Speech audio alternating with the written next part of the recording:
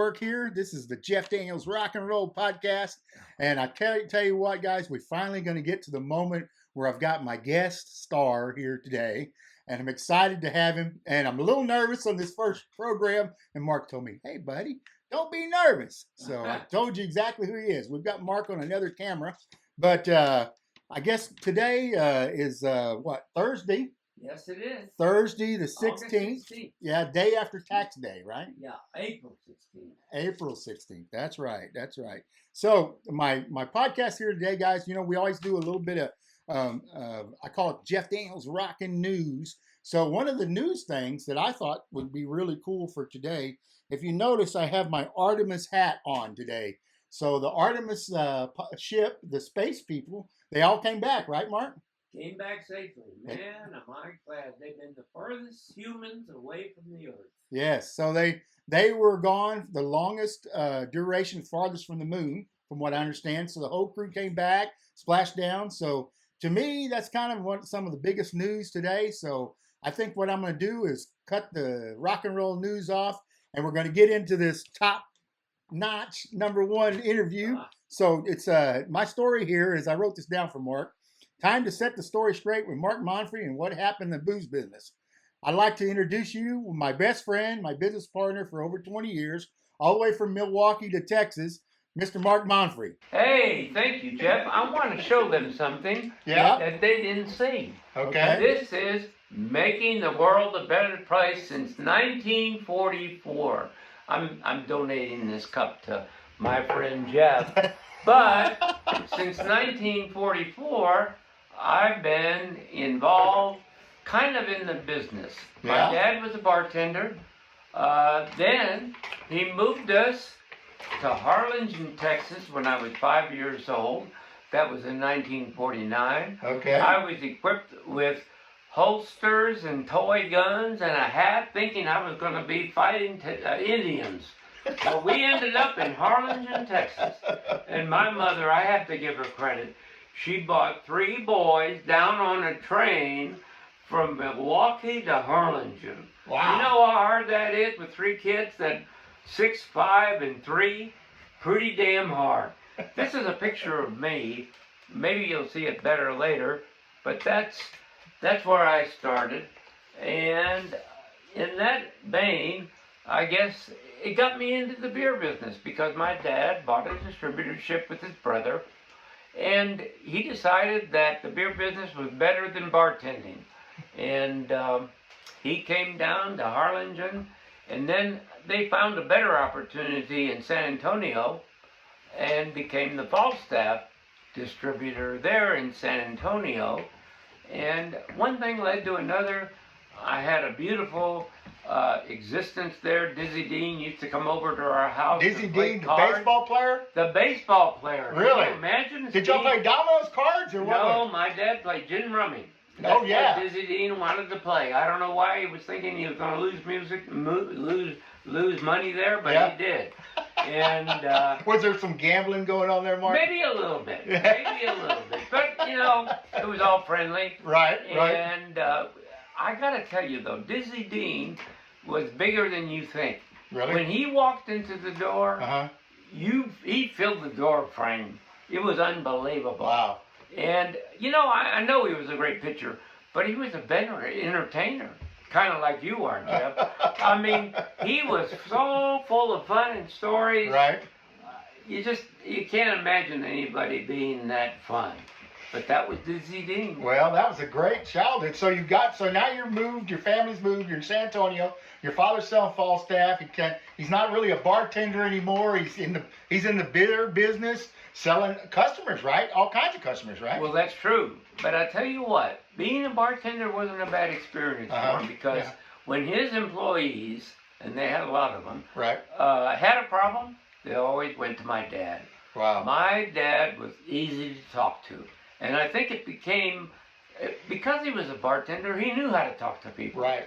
And he wanted to help them. And that's where they went for help. Whether it was money, whether it was children, whether it was advice. Right. Whatever it was, they went to him. And I think he made a big impression on people just by being who he was. You know, a lot of stories you told me, Mark, that as we became business partners over the year and became in the business, and really, I kind of learned a lot from you and from what I learned at Glazier's and back at HEB and those kind of things. But wasn't there a story, something about you had a forklift and you broke some glass or something? Or my God, I couldn't even earn my own wages. We had Franzia wine in the gallons. Right. I drove a pallet of Franzia into a pole, and there was more wine on the floor than my paycheck paid for. And I learned my lesson. Right.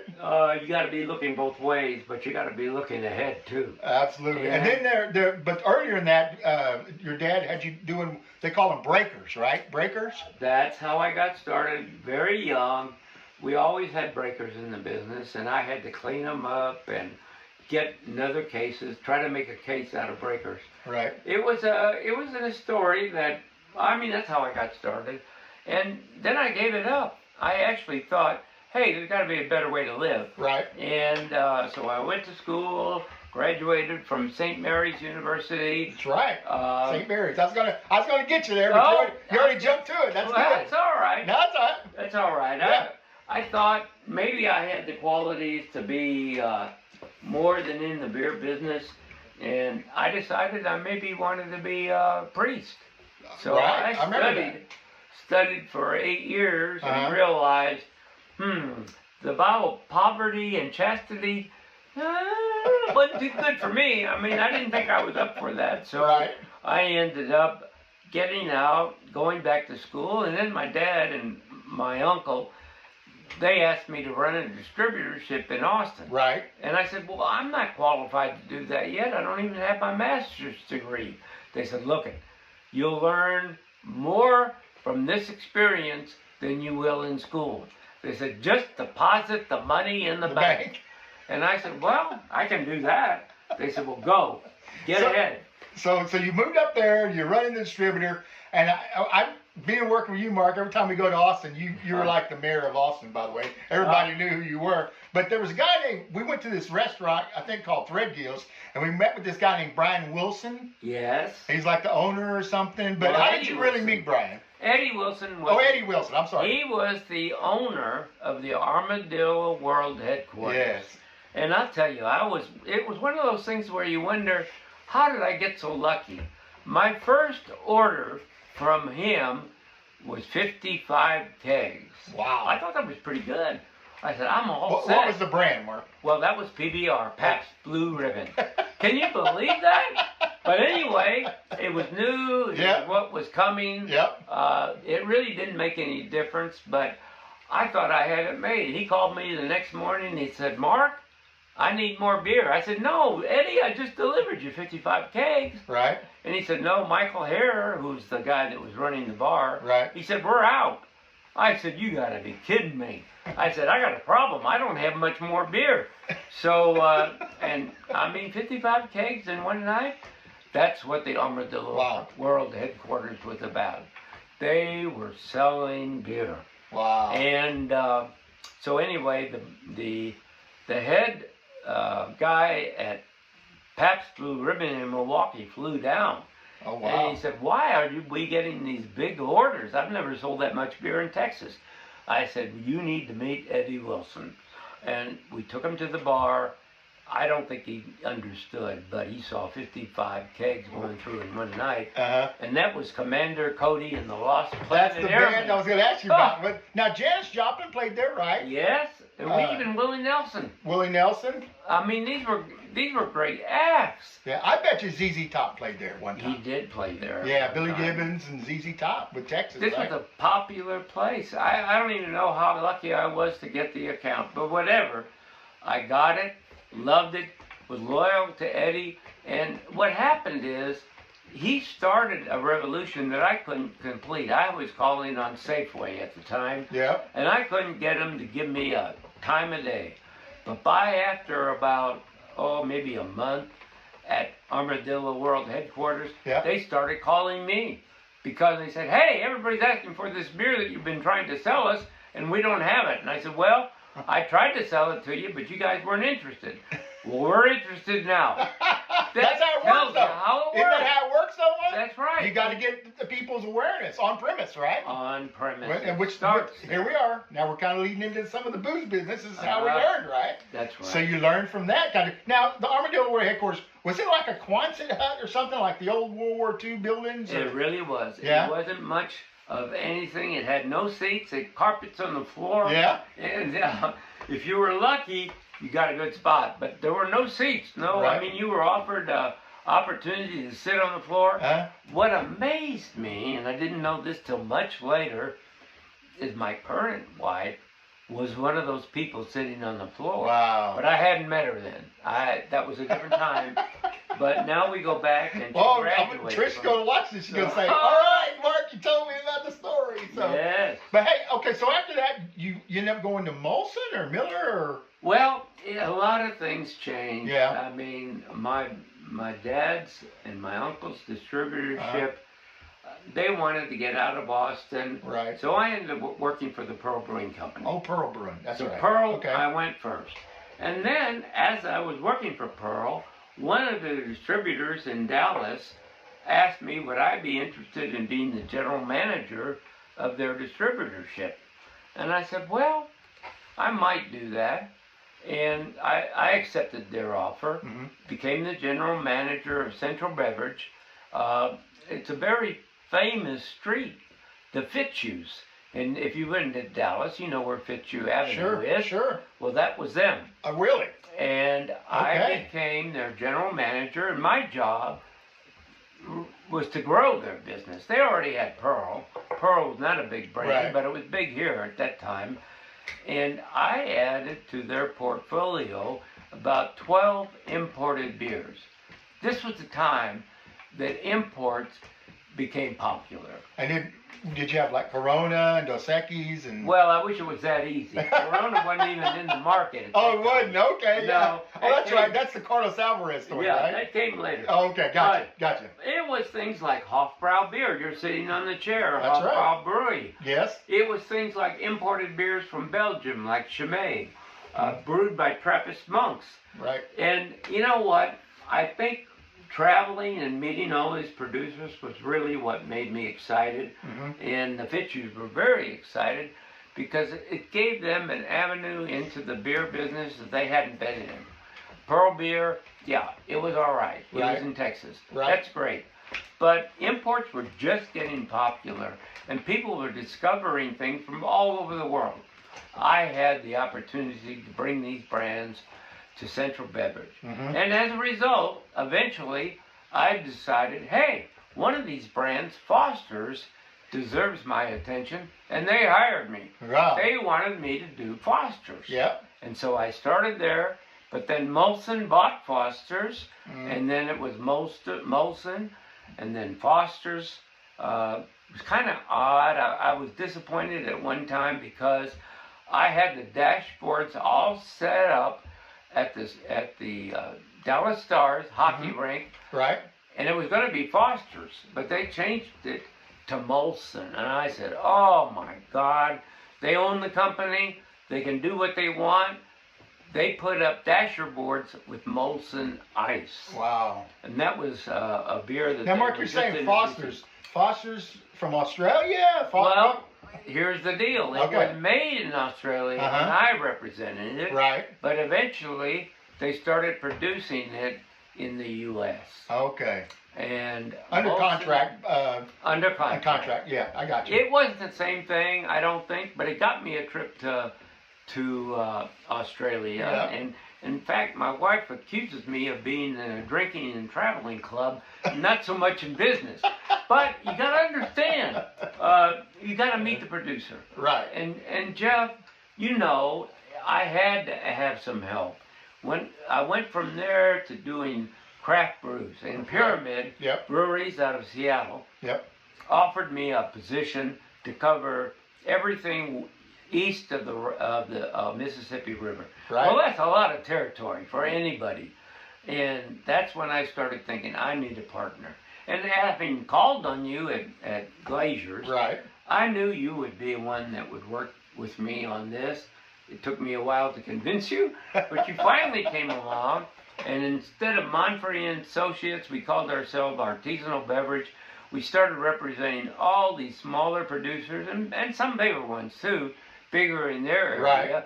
but introducing them to Texas, Colorado, Louisiana, everything. I mean, it was just everything now. Well, you know, Mark, when you first started calling me at Glazers, of course, I'd done the wine side and I'd done the spirit side. Then I did a joint marketing venture. I worked for a gentleman named George Shalikas. Oh, yeah. You know, George. And then I went to work for Mike Maxwell, and then Jeff Westford, and then I became the state beer manager. And that's when Glazier really decided they're going to get in the malt beverage business, if you remember that. That's right. And so they put me in charge of all that, and we didn't even know how to deliver kegs. If you remember, we didn't have keg trucks. Yeah, it was a long way to go. So we got all that done. But long story short, you came to me and used to come to my office, and I said, "Hey, Mr. Monfrey's here." So that's the way I treated you, right? I called you Mr. Monfrey. That's right. So you came, and then we had Pyramid, but at the time, if I remember correctly, and correct me if I'm wrong here, Pyramid was blown up all over the state. It was. You had Miller houses and all kinds of stuff, right? It was everywhere. Craft brewing was hot at the time, and people started recognizing that drinking homogenized beer, one tastes the same as the other, that these craft breweries had something. Right. Had something unique, had something that people wanted. And you're right. It was an adjustment, and you were part of it because you started realizing, hey, there's more here than we thought. Give it a chance. Let the consumer have what he wants. Well, we were fortunate when I came on that job. We went up and met with Kim and Jeff up in Colorado. We got Fat Tire. That's right. In Belgium Brewery, which to your point exactly, that's the craft, was kind of the beginning of craft, right? It was. There was a few independents out there and stuff like that, but Pyramid was known in Seattle because they had the Hefeweizen, right? That's right. And then what was that IPA, the Thunder? What was it called? Thunder something? Boy, I wish I could Anyway, remember we had the IPA, the great IPA. Yeah. Then they had the apricot ale. That's right. And Yeah. and these are beers that nobody was producing in Right. a mass scale. Uh-huh. And I don't blame them. It's not the mass type of product. It's a individual product. Right. And you were right on the cutting edge. And I thought, wow, if he's on the cutting edge, then I need to join forces with him and be a team, because I couldn't do it all by myself. Well, and when I got in the beer side of it with Glazers, I didn't really know the beer business. I'd started out as the wine. I went from HEB to wine at Glazers. Then I learned the wine business, and then I went into liquor. So I learned that. But then they said, you're going to beer. The only thing I knew about beer, Mark, I thought Michelob was craft beer. Yeah, I mean, that was the time that people were trying to figure it all out. And, but it's true. I mean, they didn't know what Hefeweizen was until they tasted it and said, wow, this is different. This is different than what we're used to. And it's funny you talk about Hofbrau beer, and we had Warsteiner and we had Bitburger and all those kind of things. But if you remember correctly, Mark, we met a gentleman named Fred Schumacher. That's right. And Fred ended up relaunching Hofbrau in the United States, right? And you and I became really good friends with him.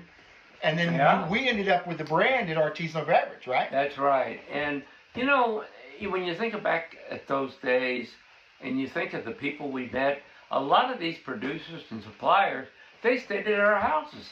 They practically lived with us. But they also were appreciative of everything we were doing to get their product out in the market. And, I mean, you know, that's what makes our life so special. We were part of what was happening at the right time. I kind of doubt that the right time is now, because there aren't enough distributors to take on these different brands. Yes. It's a different world today. But anyway, we had a lot of fun. We traveled a lot. We had these producers and makers right at our house, staying with us. Mateo Luxardo came over and cooked fish in your... He did. Right, from Luxardo family? Luxardo, he was unbelievable. I met with them the year before when I was in Italy. And Franco, a wonderful guy. Didn't they fly the Texas flag for you? They flew the Texas flag as I showed up. I said, wow, it's pretty nice. That's pretty cool, right? And he took me to lunch and explained what I was trying to do and what he was trying to do. We got to see their operation. And then his son, Mark, he came over and it was unbelievable. Just spur of the moment. He said, hey, I'm going to cook tonight. I said, well, what do you want to cook? He said, give me some fish. Let's get some fish. Let's go shopping. Right. I mean, this kind of relationship we had. And Alain Royer. Alain Royer. Producer. Jean-Pierre Cointreau. Oh, yeah, these people, they loved us, and we loved them. Today, I'm not sure that those relationships are possible. Right. Because we've gone to the bigger, or nothing. Well, and you know, when we joined forces, you and I, you already were doing business with Henry Price. Well, that's right. From Price Imports. And Henry, my gosh, what an icon in the industry, right? And he really knows is. everybody. He brought all these special brands from all over the world. He did. Yeah. And I mean, it's amazing when you think about Armagnac and Cognac and all of these things. Today, well, the other day I brought a 41-year-old Armagnac to a group of retirees in the industry for lunch. And they just... Did they like it? Oh, they opened that bottle and the whole restaurant felt like it was being exploded. Wow. But it's the type of thing that I miss. I mean, yeah, I still have a few bottles left and I'll share them. Right. But it isn't like I have, now that I'm retired, I don't have the access to all of this that I had. Exactly. And I still admire the people that we learned and learned from. Well, and when we got together at Artisanal, we had Pyramid was our anchor. That's right. Right, we had that as our anchor, and then we had Henry Price's products, and we were at Glazier's, and they were all over, kind of like a disaster, to be honest with you, right? Yeah. Remember when we took that brand over and cleaned all that up? And then we got John Eason with Don Q Rum. That's right. Right, he gave us the brand for the whole state. And that was big cool. So that was good. And then we interviewed, and we got Four Roses. Wasn't that something? Four Roses. Now, of course, it's owned by Gallo, but back then it was owned by Kieran. And I can't tell you the number of wonderful people that we met at Four Roses. Patty Holland and Jim Rutledge and Master Stiller and all the team over there. Oh, that's right. They were so good to us. We went to many of those Kentucky bourbon festivals. Oh, and hell, everybody was there, right? Yeah. The Beams were there. You name them. They're all there. Maker's Mark. Yeah. Right? That was a wonderful experience. And maybe it makes true what Tricia said, my wife now, that we're just a drinking and traveling club. I don't know if that makes sense. But you know what? We're in the hospitality business. That's why we love what we do. I mean, my dad started out as a bartender. Hey, you know what? If you can make people happy and get them to forget some of their problems or help them with their problems, what else can you do in life? You know, Mark, I remember one time we got a chance to go to Normandy and we stayed at this chateau, Dominique Levesque's chateau. Yeah. And we went to, remember you and I got to go to the Normandy coast where they had the cemetery and we got to see that from D-Day, right? And we met with the Calvados producer there. Oh, that's right. You know, they can't produce grapes there, so what do? They take apples. Yes, apples, that's right. And Calvados is a beautiful product. Well, we stayed at his plantation, didn't we? That's right. We were there. Yeah. These opportunities don't exist for everybody. No. But I'll tell you what, if you're in the hospitality business, you got a better chance of meeting the right people, enjoying life, and having fun doing what you're supposed to be doing. And I can't think of a better way to have spent my life. There you go. I mean... Now, Mark, that's what makes it right there. You know, remember we had a brand from stock companies called Grand Gulf. Oh, yeah. We were selling tons of that. You remember that? Right. I mean, 10,000, 12,000 cases, right? That's and then right. one day they got bought out. I think Sazerac purchased it from I think they did. And then you and I said, well, we did all this work. Yeah. We need our own orange liqueur, didn't we? We made our own. We didn't make it. No. It was made by Ellen Moyer. That's right. Jean-Pierre Cointreau. What was it called? Mark Daniel. We couldn't call it Mark Daniels because that would be too close to Jack. Too close, yeah. So the joke is, I became French and feminine overnight. Is that what the joke was? That's right. I don't know. I don't look at you as feminine, but that's it. That's the way it got to happen. So anyway, we launched that liqueur, which was cool. Yeah. But then later on, down the road, I think there was a gentleman named Kinky Freeman. Oh, yeah. We went down to Mexico and got the tequila. And I'm going to write a book about that, by the way. You really need to. I tell you, that was an experience going down there with Salvador. And you know what? We've had so many good experiences. It's hard to remember them all. Yes. I mean, when you think about it, how in the hell could we have met and done business with so many people? And here's the key to it. We worked too, though, Mark. Oh yeah. Just because we went and traveled, but to me, learning in this industry, there's nothing more than going to a brewery, going to a distillery, going to a winery, and see how they're making, and see the passion, and those kind of things. You're right. But then on the other hand, to have them come here and stay in our homes Yes. and to visit with us, that means that they felt very comfortable with what we were doing and what we were learning and how we were trying to expand their markets. Right. It was a two-way street. Yeah, we learned from them, but they learned from us. Because you can't go to distribution in a country like this without some help. Absolutely. And Absolutely. I think we gave them the help, but they also gave us the knowledge.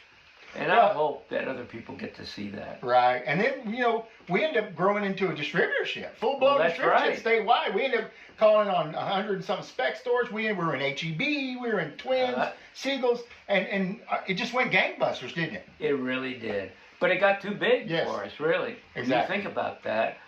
Maybe at our biggest point, we had 12 or 14 employees. Yep. Mm-hmm. I've got a picture somewhere. And you can't cover the whole state with that size. So we got lucky. There was somebody else that wanted to get into the industry, and they bought us. Yes. And that's Benny Keith. Benny Keith, yeah. And how great is that? And we got to work there 4 or 5 years together. Yes. And then you retired, which I still work there, which is wonderful. We're doing that part of it. But, yeah, that's kind of our mission and our goal. But, hey, Mark, I think you got a picture here that you pulled out, and we haven't had a chance to show it. Which this one? This one here? Oh, well, that one. Tell us about this one. Remember the days? These are I don't know if you can see me here. You're over there on that side with a tie. Yeah, I've got a tie on. Yeah. And right there. Yeah, that's right. That was the old Falstaff days when my dad and his brother decided to move to San Antonio because they had a better market than Harlingen. And hey, it just happened to be one of the things they did. They loved their employees. It was a wonderful time. When was this taking? 1957. Boy, I'm telling you. Well, we've had so many great experiences. I can't even tell you in this short period how many wonderful people we've met. Well, what we have to do, Mark, we're going to have to do this again. I think so. Yeah, we're going to come back and maybe we get down the road a little bit more. We can tell some of the later stories. But there is one question that's really important to me. I want to make sure that you have an opportunity here to answer that. But I say here, time to Mark to set the story straight of what's happened in the booze business. So what do you think is the booze business has transitioned from this time at Falstaff to you going to Molson to artisanal to now being Keith and moving on? What kind of things has happened in the industry, you think?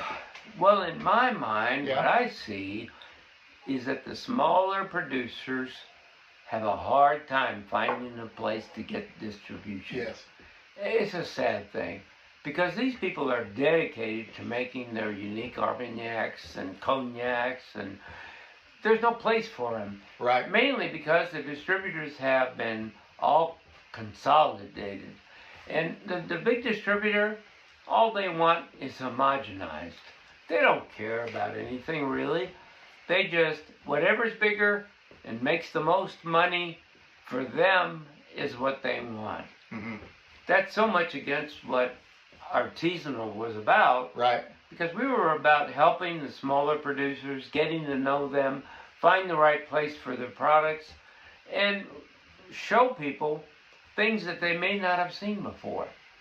I shared one of the joys of being in this business is sharing stories, I guess. Yes, and I'm with a group of retired liquor guys, and we get together for lunch every Tuesday. And I opened a bottle of 1975 Armagnac. Right. Boy, that whole restaurant just went, what in the world do we have here? Wow. I'm telling you, you better keep this under lock and key. Well, there wasn't much left. But this is the type of thing that we don't have anymore. Right. It's like kind of like everything's homogenized. It's a sad day, I think. I hope it changes, Mm-hmm. but it may not.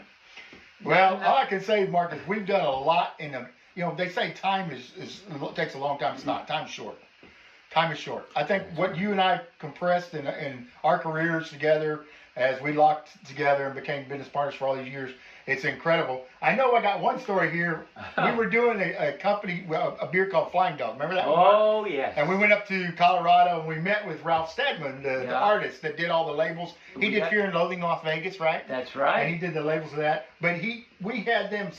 I'm looking at the picture here, and I'm gonna take a picture of it, and I'll show it. Take a picture of that. I'll take a picture of it, and I'll show it on the podcast here. It says two artisanal Ralph Steadman. But if you remember when we gave him your business card, he was going to sign that. Do you remember what he told us? I'm trying to remember. He said, "Why do I want to sign for Art is Anal Company?" Anal, that's right. Boy, what a And this deal. is an artist, right? So you and I are thinking, "Oh my God, that's how he reads it, right?" Yeah. He just read it, Art is Anal, right? Yeah, but it was really artisanal. We had to correct him. But you know what? Yep. It's good to see other people thinking about what they're doing. Yep. I'm so happy I had the opportunity to be in this business. And I told somebody the other day, the reason we have so many friends in this business, it is hospitality. Yes. It is making the world a better place. In fact, I think you'd better take a picture of this mug. I will. I've been making it a better place since 1944. 44. That's when I was born. And Jeff has been a big part of what I've been doing. Thank you, my friend. It's been a lot of fun. Yeah, it's definitely been a good deal. Well, Mark, thank you for your time today. Hey, It's been a pleasure, Jeff. my friend. My pleasure. God bless you. Okay, you want to hit that button? One thing I want to Oh. do. This is artisanal. I know it looks odd, but you can use it as a printer. It's yours, Jeff. Oh, wow. You deserve it. Oh, it is. It's the logo. It's our logo, and it's got history behind it. Well, hey, I think that way really